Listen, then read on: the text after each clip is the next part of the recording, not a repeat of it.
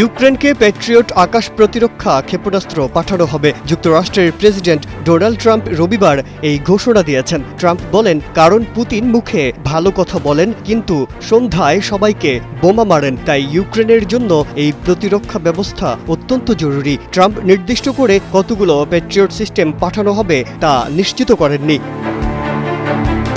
তবে ট্রাম্প বলেন, এর সম্পূর্ণ খরচ ইউরোপীয় ইউনিয়ন বহন করবে। তিনি আরও জানান, অত্যন্ত আধুনিক সামরিক সরঞ্জাম পাঠাচ্ছে। ইউক্রেন আমাদের পুরো 100% অর্থ দেবে, আমরাও সেটাই চাই।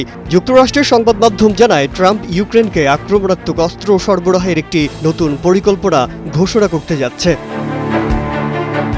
ইউক্রেনের প্রেসিডেন্ট জেলেনস্কি সম্প্রতি যুক্তরাষ্ট্রসহ পশ্চিমা মিত্রদের কাছে আরও প্রতিরক্ষা সরঞ্জামের দাবি জানিয়েছেন। রাশিয়া প্রতিদিন ক্ষেপণাস্ত্র ও ড্রোন হামলা চালিয়ে ইউক্রেনের অবকাঠামো ও জনবসতিকে টার্গেট করছে। ট্রাম্প বলেন, আমরা তাদের প্যাট্রিয়ট পাঠাবো, যেটা তাদের খুব প্রয়োজন। পুতিন সত্যিই অনেক মানুষকে অবাক করেছে। মুখে ভালো কথা বলে, তারপর সন্ধ্যাবেলা সবাইকে বোমা মারে। ট্রাম্প দাবি করেছেন, পুতিন যুদ্ধবিরতি নিয়ে আলোচনার প্রস্তাবে সাড়া দিচ্ছেন না, যা তাকে হতাশ করেছে। সেই কারণেই এখন তিনি ইউক্রেনকে আরও শক্তিশালী প্রতিরক্ষা ও আক্রমণাত্মক সামরিক সহায়তা দেওয়ার সিদ্ধান্ত নিয়েছেন। মাজহারুল আলম, কালের কণ্ঠ।